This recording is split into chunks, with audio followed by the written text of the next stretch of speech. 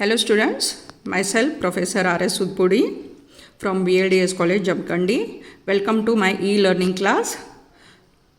In this class, I am preparing cost sheet to calculate total cost, cost per unit, and we are calculating the number of units sold during the period.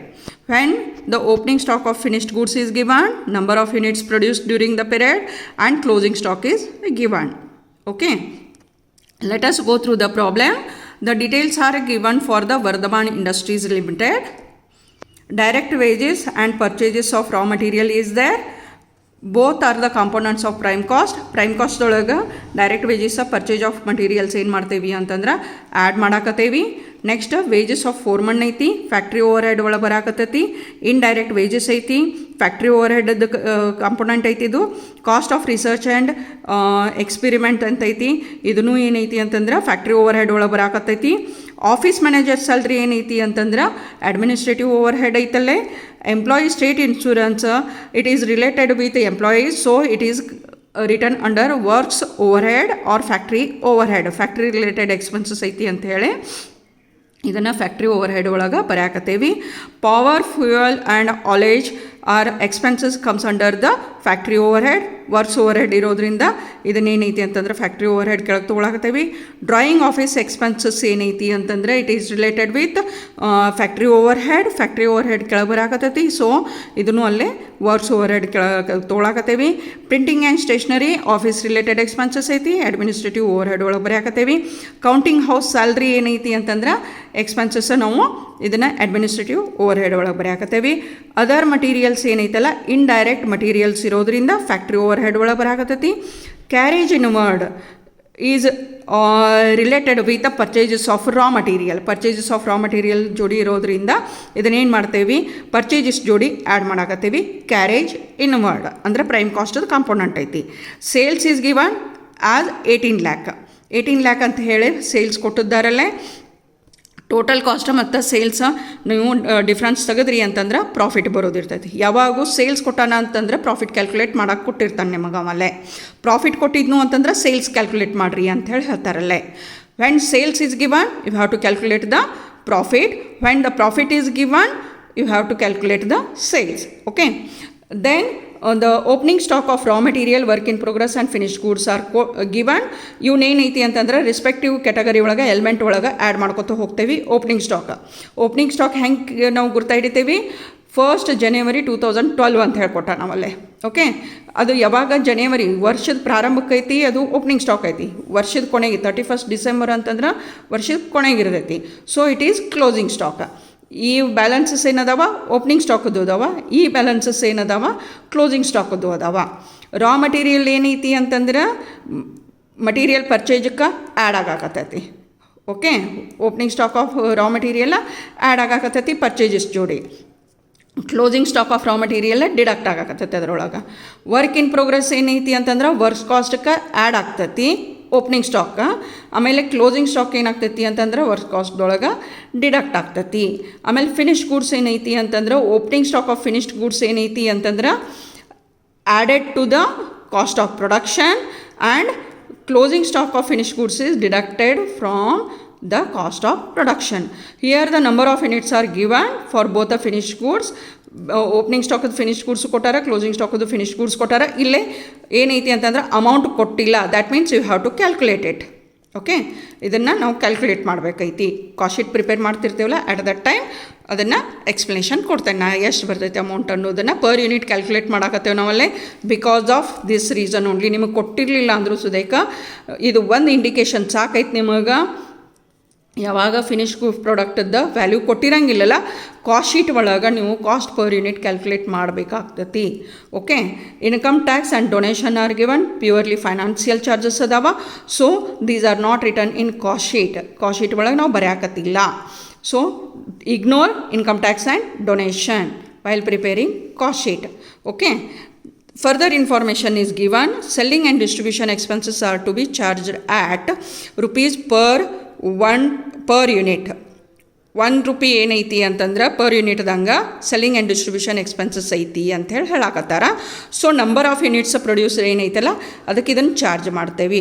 Number of units ಪ್ರೊಡ್ಯೂಸ್ಡ ಕೊಟ್ಟಿಲ್ಲ ಈ problem ಒಳಗೆ. So you have to calculate that. During the year 96,000 units were produced. 96,000 units produce ಆಗ್ಯಾವ. Produce ಆದದ್ದು ಅದಾವೆ. ಇದು closing stock ಉಳಿದೈತಿ, ಇದು opening stock ಐತಿ. Sale ಆದದ್ದು ಎಲ್ಲೂ ನಿಮಗೆ ಮೆನ್ಷನ್ ಮಾಡಿಲ್ಲ. ಓಕೆ, ಸೇಲ್ ಆದದ್ದು ನಂಬರ್ ಆಫ್ ಯೂನಿಟ್ಸ್ ಸೇಲ್ ಮಾಡಿದ್ದು ಮೆನ್ಷನ್ ಮಾಡಿಲ್ಲ. ಅಥವಾ ಸೆಲ್ಲಿಂಗ್ ಆ್ಯಂಡ್ ಡಿಸ್ಟ್ರಿಬ್ಯೂಷನ್ ಓವರ್ಹೆಡ್ ಯಾವಾಗ ನೀವು ಎಕ್ಸ್ಪೆನ್ಸಸ್ ಇದನ್ನು ಇನ್ಕರ್ ಮಾಡ್ತೀರಿ? ವೆನ್ ಯು ಸೆಲ್ ದ ಪ್ರಾಡಕ್ಟನ್ನು ನೀವು ಯಾವಾಗ ಸೇಲ್ ಮಾಡ್ತೀರಿ ಆ ಹೊತ್ತನೇ ನೀವು ಸೆಲ್ಲಿಂಗ್ ಆ್ಯಂಡ್ ಡಿಸ್ಟ್ರಿಬ್ಯೂಷನ್ ಓವರ್ಹೆಡ್ ಅಲ್ಲೇ ಎಕ್ಸ್ಪೆನ್ಸಸನ್ನು ಇನ್ಕರ್ ಮಾಡಾಕತ್ತೀರಿ. ಸೊ ಪ್ರೊಡ್ಯೂಸ್ ಮಾಡಿದ್ರ ಮೇಲೆ ಇಲ್ಲ, ಇದು ಉಳಿದದ್ದು ಎಕ್ಸ್ಪೆನ್ಸಸ್ ಏನದಾವ ಪ್ರೊಡ್ಯೂಸ್ ಮಾಡಿದ್ರ ಮೇಲೆ ಇರ್ತಾವೆ. ಆದರೆ ಸೇಲ್ಸ್ ರಿಲೇಟೆಡ್ ಎಕ್ಸ್ಪೆನ್ಸಸ್ ಏನದಾವ, ಡಿಸ್ಟ್ರಿಬ್ಯೂಷನ್ ರಿಲೇಟೆಡ್ ಎಕ್ಸ್ಪೆನ್ಸಸ್ ಏನದಾವ, ನಂಬರ್ ಆಫ್ ಯೂನಿಟ್ಸ್ ಸೋಲ್ಡ್ ಮೇಲೆ ಇರ್ತೈತೆ. ಅದಲ್ಲೇ ಅದನ್ನು ಕೊಟ್ಟಿಲ್ಲ ಅಂದಮೇಲೆ ಕ್ಯಾಲ್ಕುಲೇಷನ್ ಮಾಡೋದೈತಿ. You are ask to prepare a cost sheet showing the different elements of cost and profit. Okay, cost ಮತ್ತು ಪ್ರಾಫಿಟನ್ನು ತೋರಿಸುವಂಥ ಒಂದು ಕಾಸ್ಟ್ ಶೀಟನ್ನು ಪ್ರಿಪೇರ್ ಮಾಡಿರಿ ಅಂಥೇಳಿ ಹೇಳ್ಯಾರ. Here is the cost sheet for Vardhaman Industries Limited at the year end 31st December 2012. Number of units ಬರ್ದೇನಿಲ್ಲಿ 96,000 units have been produced during the period. 4 columns are there. One is particulars, amount, total cost and cost per unit. Okay. Next, direct materials. Cost ಶೀಟದ ಪ್ರಾರಂಭದೊಳಗೆ ಏನು ಬರೀತೇವೆ? Direct materials. Opening stock of raw material is 1,20,000. In this amount we have to add purchases 7,20,000. Carriage inward is there 8,640. Okay, ಇವನು ಮೂರನ್ನು ಏನೈತಿ add ಮಾಡಬೇಕೈತಿ ನಮಗಲ್ಲೇ. 1,20,000, 7,20,000, 8,640 add ಮಾಡಿದ್ರೆ 8,48,640 amount ಬರ್ತೈತಿ. Deduct closing stock of raw materials. ಅದರೊಳಗೆ ಏನು ಡಿಡಕ್ಟ್ ಮಾಡೋದೈತಲ್ಲೇ? Closing stock of raw materials ನಾವು deduct ಮಾಡೋದೈತಿ. Closing stock is 1,33,440. Amounts are given in the problem. Okay, amounts are given in the problem. Closing stock of raw material is 1,33,440. Okay, ಅದನ್ನು ನಾವೇನು ಮಾಡಾಕತ್ತೇವಿ? Deduct ಮಾಡಾಕತ್ತೇವಿ. Material consumed is 7,15,200. Direct wages is 6 lakh. So add these both the amounts. Prime cost is 13,15,200. Total prime cost ಎಷ್ಟು ಬಂತು? 13,15,200 ಬಂತು. So ಇಲ್ಲಿ ಏನೈತಿ ಅಂತಂದರೆ ಈ problem ಒಳಗೆ ನಾವು ಟೋಟಲ್ ಕಾಸ್ಟನ್ನು ಕ್ಯಾಲ್ಕುಲೇಷನ್ ಮಾಡಾಕತ್ತೇವಿ, ಹಂಗೆ ಪರ್ ಯೂನಿಟನ್ನು ಮಾಡಾಕತ್ತೇವಿ. So to calculate per unit ಅಂದರೆ ಒಂದೊಂದು ಪ್ರಾಡಕ್ಟಿಗೆ, ಒಂದೊಂದು ಸಿಂಗಲ್ ಪ್ರಾಡಕ್ಟಿಗೆ ಎಷ್ಟು ಕಾಸ್ಟ್ ನಮ್ಮದು ಇನ್ಕರ್ ಆಗಾಕತ್ತೈತಿ ಅನ್ನೋದನ್ನು ನಾವು ಕಾಸ್ಟ್ ಪರ್ ಯೂನಿಟ್ ಅಂತ ಹೇಳ್ತೇವೆ. ಕಾಸ್ಟ್ ಪರ್ ಯೂನಿಟನ್ನು ಕ್ಯಾಲ್ಕುಲೇಟ್ ಮಾಡೋಕೆ ನಾವು ಏನು ಫಾರ್ಮುಲಾ ಯೂಸ್ ಮಾಡ್ತೇವಿ ಅಂದ್ರೆ total cost divided by number of units. ಇದು ಪ್ರತಿಯೊಂದು ಹಂತದೊಳಗೆ ಇದನ್ನು ಯೂಸ್ ಮಾಡೋದೈತೆ. Units produced. ಓಕೆ, ಪ್ರೊಡ್ಯೂಸ್ಡ್ ತೊಗೊಳೋದೈತೆ ನಮಗೆ.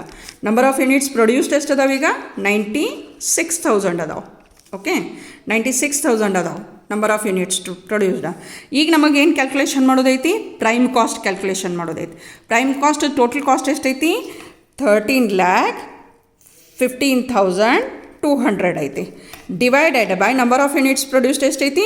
96,000 ಐತಿ. So per unit will be 13.70 per unit prime cost ಐತಿದೆ. ಓಕೆ, ಅದನ್ನು ಏನೈತಿ ಅಂತಂದರೆ ಇಲ್ಲೇ ಬರ್ದೆ ನಾನು. ಟೋಟಲ್ ಪ್ರೈಮ್ ಕಾಸ್ಟ್ 13,15,200 ಐತಿ. ಆಮೇಲೆ ಪರ್ ಯೂನಿಟ್ ಏನೈತಿ? 13.70 ಐತಿ. Okay, next add factory overhead. Factory overhead add ಮಾಡಾಕತ್ತೇವಿ. ಆ್ಯಸ್ ಎಕ್ಸ್ಪ್ಲೇನ್ಡ್ ಅರ್ಲಿಯರ್ ಯಾವ್ಯಾವು ಓವರ್ ಹೆಡ್ಸ್ ಅದಾವ ಅಥವಾ ಎಕ್ಸ್ಪೆನ್ಸಸ್ ಅದಾವ ಫ್ಯಾಕ್ಟ್ರಿ ಓವರ್ ಹೆಡ್ ಕೆಳಗೆ ಬರ್ತಾವ ಅಂತ ಹೇಳಿ ಎಕ್ಸ್ಪ್ಲನೇಷನ್ ಕೊಟ್ಟಿದ್ನಿ. ಅದನ್ನು 1 by 1 ಇಲ್ಲಿ ಬರ್ಕೊತ ಹೋಗೇನಿ. Wages of foreman 48,000, indirect wages 6,000, research and experiments 30,000, ESI employees state insurance 6,000, power fuel and haulage 54,000, Drawing office expenses 36,000. Other materials, that is indirect material, 36,000. Total of this is 2,16,000. Okay, 2,16,000 ಆತಿದ್ರು total. Prime cost ಒಳಗೆ factory overhead add ಮಾಡಿದ್ದೀವಿ ಅಂತಂದ್ರೆ ಇಲ್ಲೇನು ಬಂತು ನಮಗಲ್ಲೇ 15,31,200. It is gross works cost. It is gross works cost. Okay.